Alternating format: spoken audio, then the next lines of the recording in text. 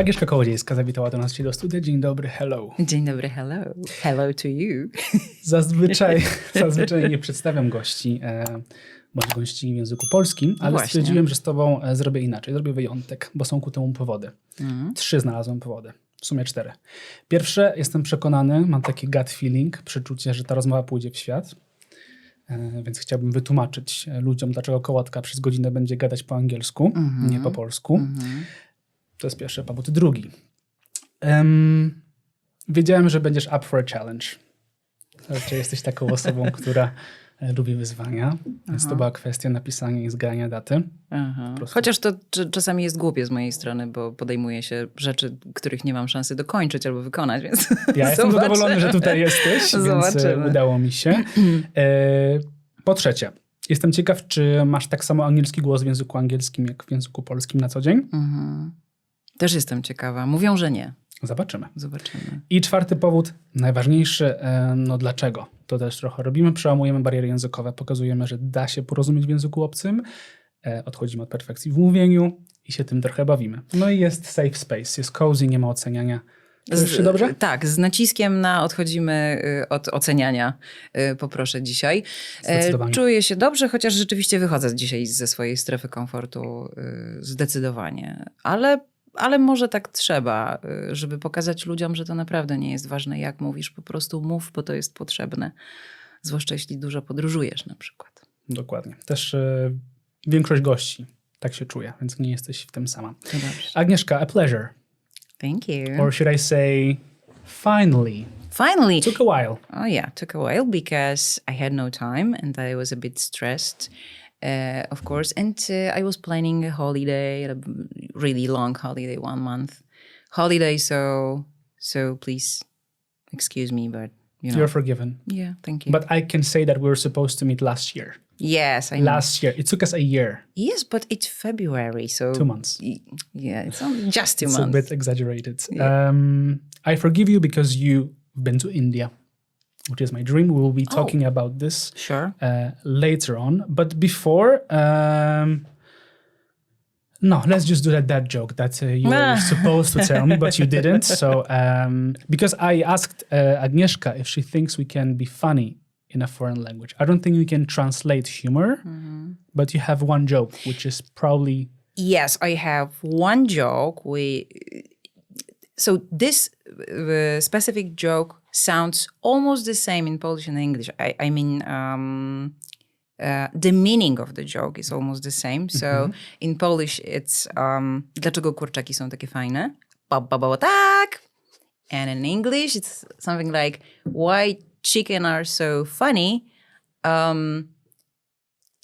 Because or something like this. So I don't know if it's funny, but it's funny. Yeah, but it's laugh. called dad joke. Dad joke. Not not without the reason. I'll start with this. Why is the view from window the most important thing in life? Oh, because you ask on Instagram, on your Instagram profile, so you let's give ask a people, context. what is the most important thing and in you life? said the Yes. view from window. The view from the window, because this is not my. This is not the sentence that I created.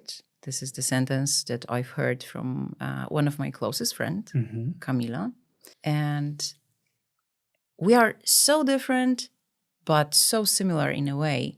I mean, we work hard. We both know what's important in life. I mean, money, love, feeling good with yourself and so on. But she told me once, the most important thing in life is the view from your window. Because you wake up in the morning, you open your eyes. That's the first thing you see? Yes. And this is something that empowers you for the rest of the day. Sometimes for the rest of the week, month, a year, or for life. So this is why. And I borrowed this sentence, so that's why.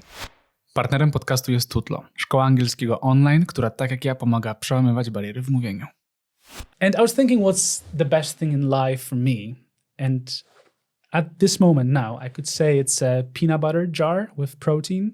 I hate peanut hate butter. it? No, yeah, I like peanut butter just in a meal, like, you know, making a sauce for Okay. Asian food or something. But peanut butter on the bread I or love on a it. toast. With a jam oh my on God, top. I hate it. Oh, Jam on top. Nah, never. It's my thing. Okay. That's one thing. And second thing, we're going to get deep now a little bit. It's freedom.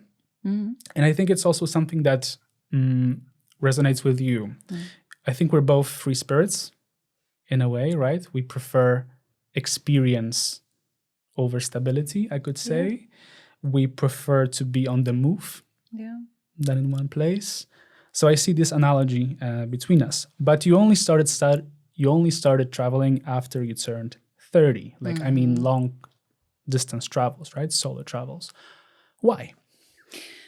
Because I didn't realize that it is even possible. I mean, you know, there's this sentence that the world is a global village. I hate it, but it's so true that the world is so small. You can go anywhere in just a couple of hours. It's not so expensive that you cannot afford it. So we can go anywhere. But until I turned 30, I didn't realize it. I mean, you know, my parents didn't go anywhere abroad. I was in Russia or in Czech Republic with them, or in Hungary, I guess, but nowhere else. So I didn't know this specific feeling when you're somewhere in a place that you don't know, and you know nothing about this place, about the people, and so on. So I didn't realize it's even possible that you just go somewhere and you feel comfortable, you feel good, but you need to be open-minded to travel, right? So I don't know if I answered your question, but right? With age, you realized this is something that you want to try. And when I turned 30, I started to earn, you know, adult money. It's so important. Of course, I said that it's not so expensive to travel, but still, you At need the end money. of the day, you need money to go somewhere. You visited 60, 70 countries. I've lost the count now. 66. But you don't consider yourself a traveler. Why? Maybe because it's not my lifestyle, you know, because I work a lot here in Poland. My dream is to have some kind of guest house or small hotel somewhere, maybe Asia, maybe Indonesia. It's really my big dream to go there, to spend half a year, for example, in the dry season over there, and then come back to Europe for half of a year. And that's so this is the moment you can say you are a traveler, right? But me, like 1 month a year going somewhere, it's not traveling, to be honest. It's just, but still, it's a nice count. It's 66, right? Yes, but it's just, vacation. You 1 month is not enough to know the place, to know everything, right, and to discover everything you would like to discover in the place. Especially like the local culture, right? You need to really be there. So, Martyna Wojciechowska is a traveler. She's a traveler, indeed. I'm just a tourist. Just a tourist who happened to visit 66 countries. Yes. I'll take that. What do travels give you that nothing else does? This feeling of happiness, and I cannot explain it. Last week, I had a very weird conversation with my boss on the radio. And he asked me, okay, how was it on your vacation? Did you have a good time and so on? And I said, yeah. So what makes you happy in life? I don't know. It was like a coaching conversation. I don't know what was it. But he asked me, so what makes you happy? Traveling. What else? Nothing. So I feel really happy when I travel, when I'm somewhere else and I discover all the things, all the, you know, this taste of everything. This is something that, you know, that excites me most. I Also, guess. the things that you don't know, I guess. Yes. Right? Yes, I like when something is totally different from the things that I know. That's why before this recording, we were talking about Europe. And you said, oh, because you don't like Europe. It's not I don't like Europe. I just think that Europe, every place in Europe is just the same or very similar. Yes. So I'm not surprised with anything in Europe. And when I go to, I don't know, Vietnam or Indonesia or India, Right. for example, to Varanasi, that's something that blows my mind. It's something totally, and I'm really open-minded. So I don't judge. I just take what they give me, observe, and that's it. India. You mentioned India. You went there with 3 of your friends. What was something that surprised you the most? In India, Yes. what surprised me? So first of all, I didn't want to go to India by myself because I'm mostly a solo travel. I really like this way of traveling. But India is a country that it's not very safe for solo travelers like women, right? So I had 3 friends and they decided to go with me for vacation. So I said, let's go to India. I have you make me feel safe. So let's go. Because, you know, that wasn't my big dream. Like you said that India is your dream. I wasn't dreaming about going to India because it's something totally different. Right. Maybe it's just a little bit too much. But what surprised me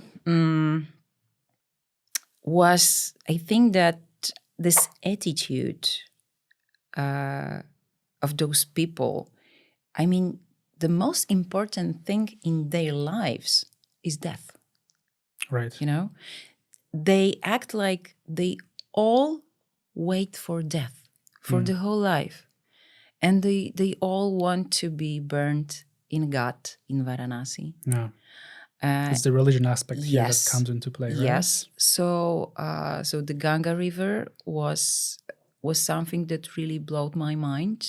I mean, when you know what's inside, that you can see the floating body at any time, that surprises you. And It shocks you even. Yeah.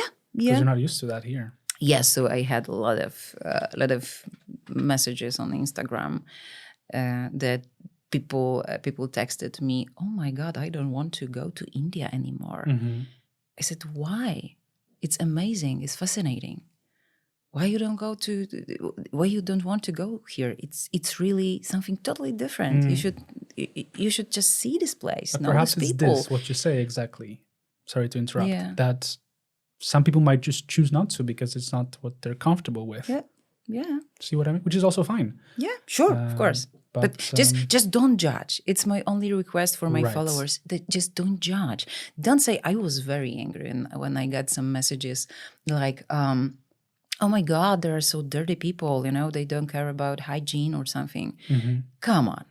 Let's leave it aside. Yeah. Because it's not about hygiene. Seriously, it's not about it. Right. So don't judge. Be open-minded. Speaking of travels, I will be traveling to Brazil, as I told you before. Congratulations. We will be making documentary there. And you've been inspiration for that. And I already said that before. Okay, but I'll thank say it again. you. We will be recording, actually by the time we'll be there, this episode will be released. So I'm now in Brazil. Right now, Have fun. at this moment. Yeah. And it's fascinating how we will be telling a story of people, Polish people, Polish diaspora, right? Polish people who migrated there. It's also what you have been doing, what you wrote in your book, Polacy na emigracji, Dlaczego i po co wyjeżdżamy. And I don't want to delve into the book that much, but I think in some way I do, because it talks about people. And for me, travels equals people. Yes. In a way. Definitely. And while reading it, I found some fragments that were really interesting for me. One of them is your personal story with your family. Okay. Because your dad and your sister migrated. So I feel like this aspect of migration is, I'm looking for a word, is not something new for you, even though you haven't migrated yourself. Yeah. Your family did. So tell us about this story, perhaps, and how it shaped your view on the world, because I think it did shape. Well, I haven't thought about this way before I started to make a TV program, or even I started to write this book. Because when a publisher called me, hey, maybe you could just write a book about Polish people abroad, I thought, okay, but how should I start it? And my friend told me, hey, you should tell your personal story. I mean, what you mean? Your sister lives in the UK. Your dad was living in Germany.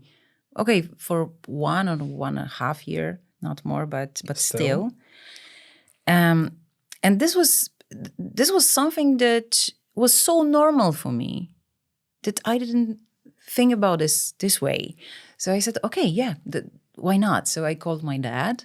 I asked him if I can tell this story. I called my sister. My sister agreed, but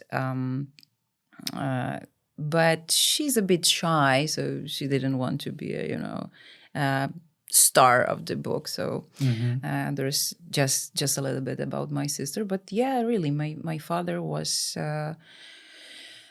He used to work in Germany. It was late 70s, early 80s. I was 2 or 3 years old. So when he was away for a very long time, I think that I can remember the day that he came back. But maybe it's just my imagination of this day, because my mother told me a lot about this day. So I'm not sure if I can remember this day or it's my imagination, but still. So I remember that my dad came and I didn't know who he was. It's so long, like 1 year on one and a half. It's such a long time for a kid. Oh, he's been gone for 1.5 years. Yeah. Non-stop? Non-stop, Okay. yes. Because my mom didn't want to move to Germany. She didn't want to go to visit him. So he was just working, physically. So I didn't know who he was. And he brought me a lot of sweets and toys, and I was sitting. Back in the day, it was paradise. Oh yes, of course. It early 80s. Come on, we didn't have chocolate or toys, this colorful drinks and so on. So I can remember that I was sitting on the ground, on the carpet, among all those things, and I was so happy, and I didn't know who the man was. It was my dad. So I needed to know him again, because it was such a long time. But my sister left Poland 17 or almost 18 years ago. When they entered EU, right? When Poland entered EU, 2004. Yeah. It was also the surge of people migrating. Yes. That was the time. She was some kind of running a business with my dad, but my dad isn't the right person to run the business with, believe me, and he knows about it. So, but he doesn't speak English, so he will not hear this. So I can say it. He's not a very nice person, He always thinks that he's right and difficult to work with. Yeah, and he can tell people what to do and how to live and so on and so on. So she got angry and she left Poland. She went to UK. It was so obvious at the time that UK is the right direction. And now... But also because of work. That's what I'm trying to say, is that back in the day, there was a certain pattern of migration, and now it's changing. Yes, and I want to touch upon that. I don't want to ask a question of why do people migrate, because I feel like there's so many reasons as there are people on Earth. Yeah. But yeah, if you were to give, like, is there a pattern that people follow, or it's just very personal? I think that each person has its own, his or hers own story. Sometimes it's love. You meet someone, you can go to study somewhere. You fall in love. It's, you need to choose to live in Poland or abroad. So this is one reason, love. Money, of course. Right. Money is the reason. But I think that nowadays, as you said, it's changing. The money is not the main reason. People want to know the world. Explore it. And to find out if Poland is the right place to live in, is their place in the world, or maybe not. So I think that people who live Poland right now, it's not like, okay, I'm living Poland forever. No one says that. I'm just going to live in Italy for a year. Let's see what will happen. I can always come back, right? Yeah. Because it's so easy. Yeah, it's so easy. So it wasn't so easy in the 80s, for example, right? When people from, I don't know, the Tatra Mountains, right? When people went to Chicago, mostly to Chicago. So my father's mother. So my father's mother-in-law. Okay, so she's been living in Chicago for 17 years, and she didn't come to Poland even once. So can you imagine, for 17 years? I cannot imagine that. So she didn't know her grandchildren. She haven't seen her daughter for 17 years. And then she came back. She's too old to work, and someone needs to take care of her. So she came back, but for 17 years, I can imagine. But the times were different. Right. When you were living Poland, you had this thing in your mind. Okay, it's probably forever. Now it's not. It just the world, as I told you before, has shrunk, right? Yeah. It has become smaller. You can take a plane and you're just there. Yeah, sure. It's so easy to go somewhere, to find a job,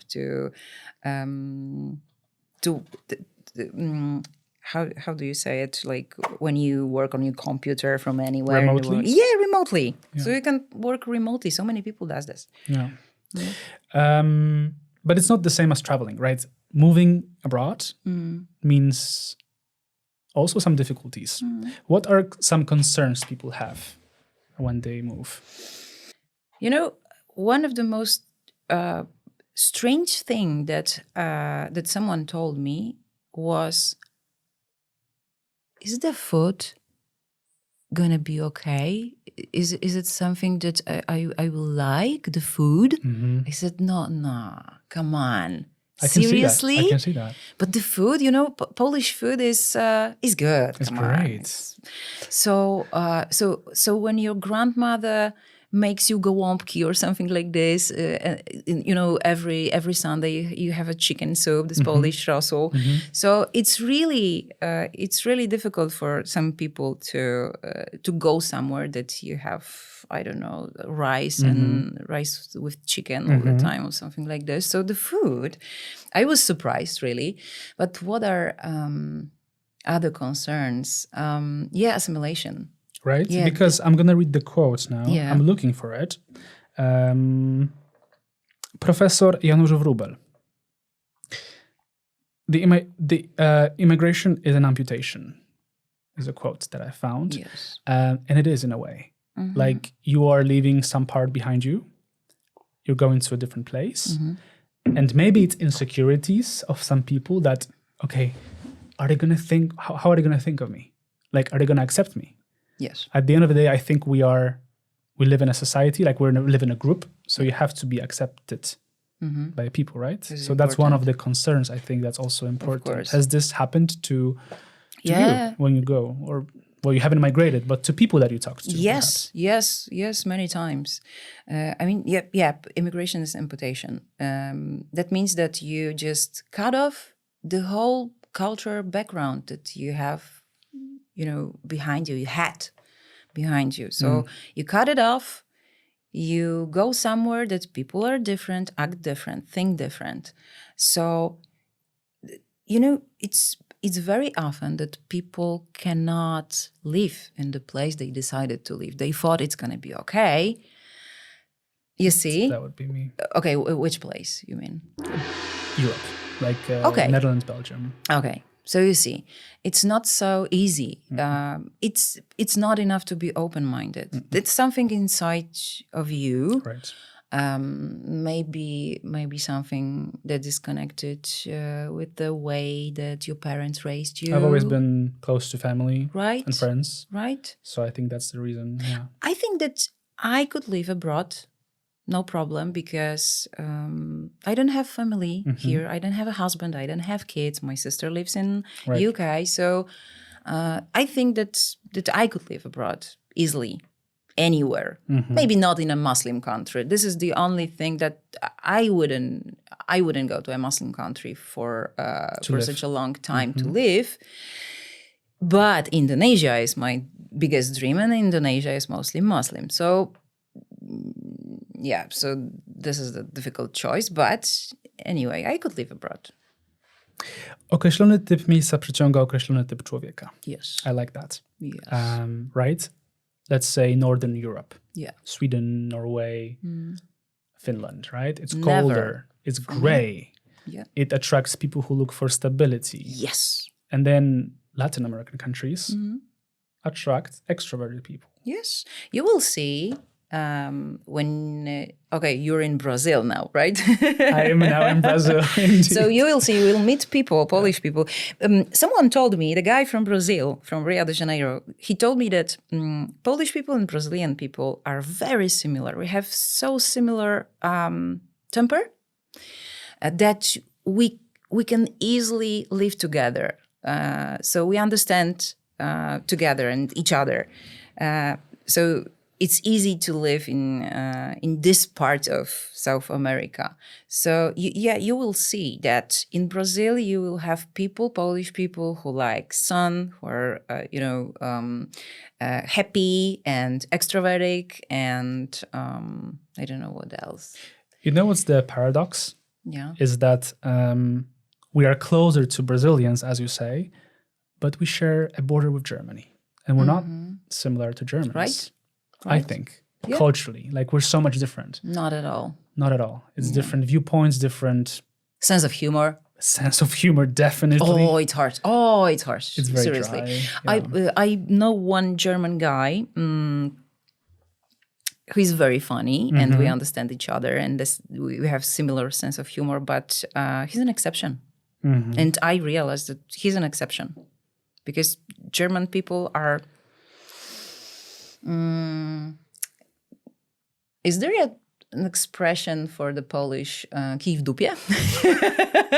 I just like the sound of kij w dupie, and let's leave Let's kij keep w it this dupie. way. Yeah, they have kij w dupie. I think so. I yes, the German people I met. I can agree with that as well, right? And it's a paradox that we are so close geographically, yet so far away when it comes to mindsets. Yeah, that's strange. But yeah, that's true. We will be talking about those differences in relation to people and relationships. Yeah. Because you've had some history with a German guy in Thailand. Yes, but... what didn't work out, if I can ask? Yeah, sure. He likes girls who are... who act like innocent, innocent girls. Like, oh, can you help me? There was one situation that I asked him to open my bottle because I couldn't handle with the... Opener? Yeah. So I asked him to help me, and he was so happy. He was like, he felt like, oh my God, you really need me, and I'm not the kind of person, you know. You're more independent. This couldn't work because I do not act this way. So he could feel, you know, that he's not needed, and I don't know. But the Spanish guy I met in Vietnam, he texted me today. because we were planning to spend this vacation, my January vacation, together, but he changed the job and he couldn't take some days off, so it didn't work out. But we have similar sense of humor and we understand each other. But he is too macho. The macho culture is something that I hate, seriously. So, like, we are close friends, sometimes friends with benefits, but that's it. Right. That's you it. don't see anything else evolving from it. I see that, yeah. My own experience is that, because I want to now delve into the relationships in general, like international relationships, because I feel like it's a hard damn job in general. Yeah. You need to compromise a lot. And I've been into these kind of relationships. My ex-boyfriend was Dutch. Okay. And when I was living in the Netherlands, I didn't speak that good Dutch. So he invited me to his friends, to his family's home. We had dinner, and then his family was speaking English to me, obviously. But the second I left, they switched to Dutch, which is normal. We would have done the same in Polish. Sure. But this made me feel like, okay, like I'm kind of limited in a way. I don't get the whole story, right? Yes. And then, for example, Dutch people, I know you also wrote about Dutch people, that they're very much like, they have a thing for money, like they count the money and the humor is different, like all those things. They're not spontaneous enough for us. Spontaneous, right? So for me, this was like, even though I saw this going somewhere, like there was different things, not the relationship itself, but the different things from the outside. You know what I think? I'm not sure if you agree with me, but we're speaking English right now, but we both are Polish people. So we think Polish, right? We speak English right. to each other. When your boyfriend is Dutch, he thinks Dutch, you think Polish, and you speak English together. It's something totally different. I don't know how to explain it. 100% I agree. There is no cultural connotation. Connotation. That's right. So, and even harder is when you speak Dutch and he speaks Dutch, but the Dutch is his first language and yours not. It's not the same. Right? It will never be, actually, I think.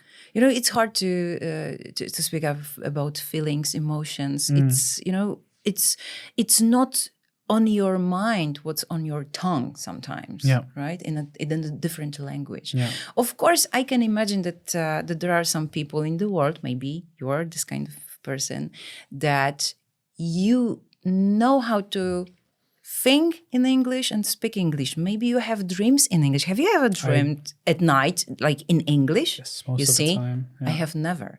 Yeah. So I think Polish. Yeah. That's it. But it's this, right? Like the connotation is just different and you cannot translate things differently. And as I said, like, I'm going to say it and people might call me out in the comments. I might regret it one day. I don't see myself dating or being in a... Dating is another thing. Being in a long-term relationship with a non-Polish person.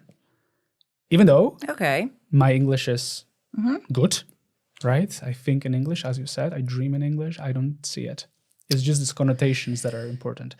But then maybe someday it happens that I just fall in love with someone. And it love is matter, blind, right? Right. I don't know. Yeah, but I have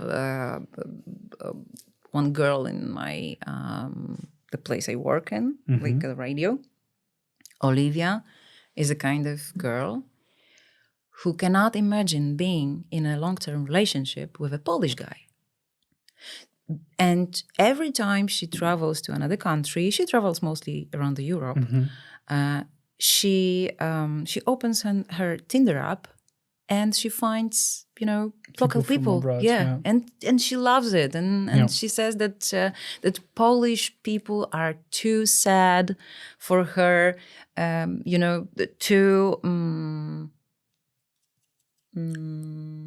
What is the word? Not relaxed enough. Kij w dupie. Yeah, kij w dupie. exactly. That's going to be the title of this episode. Kij w dupie. Right. I like that, yeah.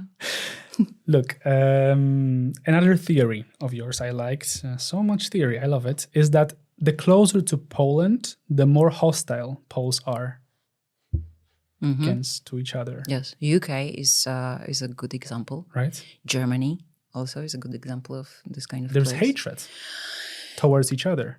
Because it's a huge competition. When you go to Rio de Janeiro or Sao Paulo, you're still there. Oh, This time, like right now. I just arrived. So, so you don't, when you walk along the, I don't know, Ipanema beach or the main Rio de Janeiro beach is Copacabana beach. You don't hear Polish language all the time. In UK or in Germany, yes, there are a lot of Polish people. So the competition at the job market is huge. So one guy told me, the guy from Brazil, I guess, Maciek told me, when I used to live in UK for some time, I was working with Polish people. They used to talk behind backs. Their backs. Their backs, of their colleagues' backs.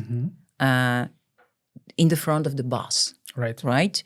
And he told me, I don't even know why they did that, because they even didn't have, I don't know, some kind of money, extra money. They didn't have extra money for this, Right. So why they did that? He couldn't understand this. I think when I think of haters, I definitely think that we are a lot of haters in Poland, and I don't know why. We just it's like our nature, our Polish nature. When you look at the comments on internet, underneath the random material on, I don't know, on You it. will see the Polish comments. Yes, it's terrible. I feel really ashamed of it in front of my foreign friends. So I don't know why, but yeah. But it's this, right? But it's this. The further you go, yeah, the more they're super friendly. Yes, because there are only a small group of Polish people, and they feel that they should be very supportive to each other. Because they have no family. It's really far from Poland. It's not like, when you have a bad day and you live in Brazil, it's not like, okay, I'm buying a ticket for the plane for tomorrow and I'm going to be at my mom's house for the, Sunday dinner. It's not like this. It doesn't work like this. From Germany, you can go for a weekend to your parents or something. So, they're very supportive in the countries like, I don't know, Japan or Brazil or, I don't know, but far from Poland, yeah. Partnerem podcastu jest Tutlo, szkoła angielskiego online, która tak jak ja pomaga przełamywać bariery w mówieniu. Speaking of attitude, we need to address stereotypes. And it's fascinating because on one hand, I am against stereotypes, but I catch myself holding stereotypes. Okay, which one? Oh, now I have to say it. As we discussed, right? That Germans and Dutch are very like Kij w dupie. That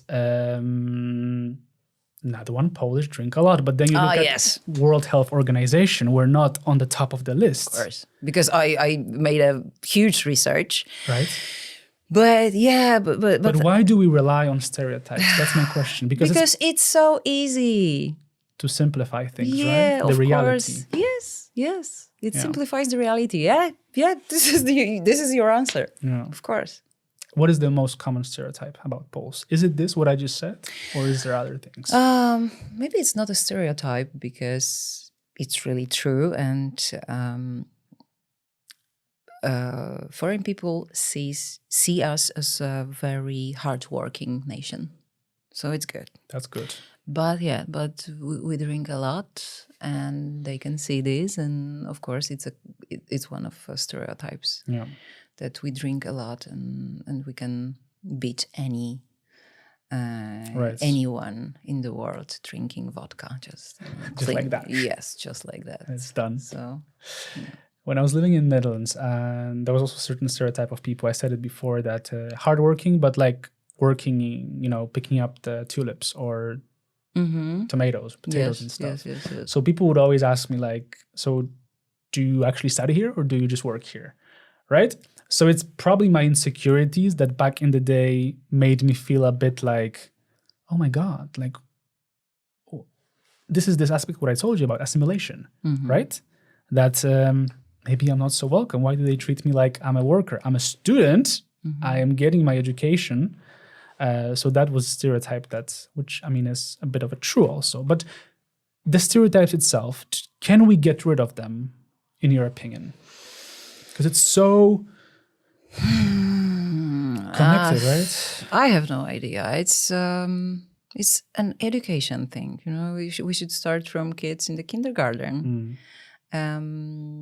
It's very good idea they have kindergartens which are multinational, right? Like when you have kids from different countries, so it's good because kids they do not see the difference. When there was some campaign on internet, I saw it was genius. So they asked kids, they were two kids, one with some kind of disability and like a normal healthy kid. And the question was, what's the difference between you? And the healthy girl said, oh, she likes carrot and I don't. Right. Right? So it's that easy. It seems like it's that easy. Yeah, right? This is the difference. She likes carrot and I don't like carrot. And this is the main difference that kids see, not the black person or I don't know, disabilities or something like this. Right. So stereotypes and uprzedzenia, prejudices. It appears later. As we grow. Yes, as we grow. So we create it. The problem that we're trying to solve. Yes. So I'm not sure it's going to be solved in anytime soon. Yeah.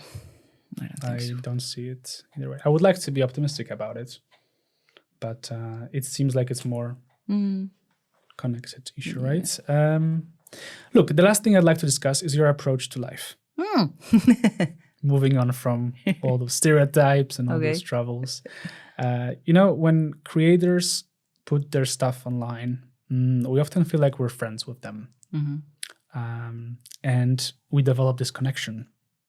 And with you, I was wondering, why is it the case? Like, what does this woman have that makes me feel something, right? Like what? Like, I don't even know what the feelings are, but you see what I mean? Like, you just sort of feel the connection. And then I came across one of your quotes that I found interesting, and I want to delve into that. Dbam o to, żeby być szczęśliwa, po to, żeby oddawać energię. Right? So tell us, perhaps, how do we take care of our happiness? Because what you get is what you give. Yes, and the bad things in life are free. It's all about being honest with yourself. Because sometimes we do too many things and do too many sacrifices for other people. It's not worth it. Very often it's not worth it. You can say, I spend a lot of time to help my sister to raise her kid. But you can also say, I sacrificed my life to raise my sister's daughter. It's two different things. It's almost the same, but two different or also attitudes. So if you think that you sacrifice something, that's bad. So don't do this. Don't sacrifice yourself. Just be honest with yourself. Don't do anything that makes you feel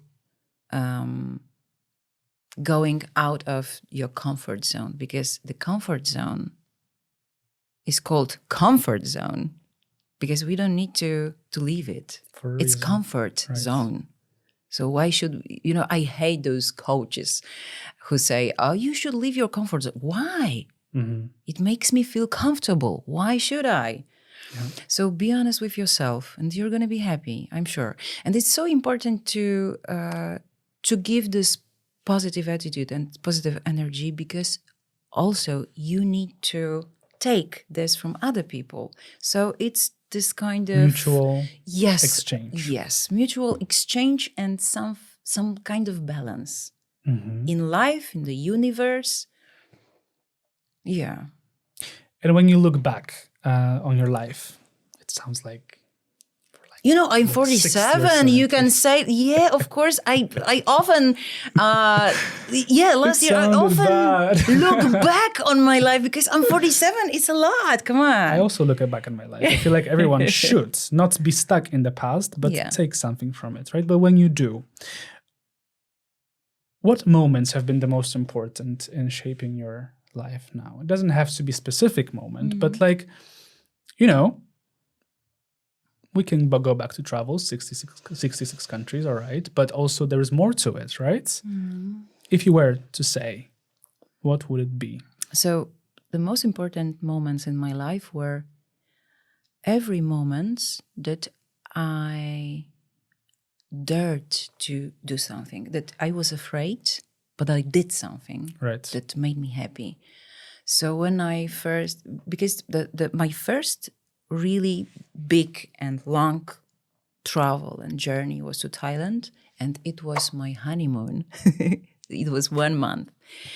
And I was so afraid. I didn't know if I'm ready for this. Maybe my English is not enough to, to deal with all the problems that I can have on the way. So every time I decided to do something, because I wanted so badly, I was afraid, but I wanted so badly. Right. That was, those moments that changed me and my life. And take that step. Yeah. And realize that the fear. Yeah. Strach nie ma takich dużych oczu.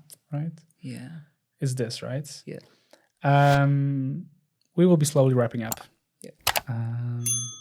Last piece of advice. I always ask at the end, this was sort of an advice, right? To take that step and discover yourself. But if you were to say one more piece of advice or something you would like to leave with, what would it be? I don't like giving advices because I'm not a very smart person. I guess there are a lot of people who are smarter than me. But people see me, I think that people see me exactly who I am. I mean, honest with myself. So my advice is just be honest with yourself. It will make you happy. It will make other people happy. Not all the people, because some people are just jealous of your happiness. It's the human nature, I guess. So be honest with yourself. It's just my advice. I like the sound of that. Yeah. Dziękuję ci bardzo. Dziękuję. Piąteczka, mamy to, było super. O, przepraszam.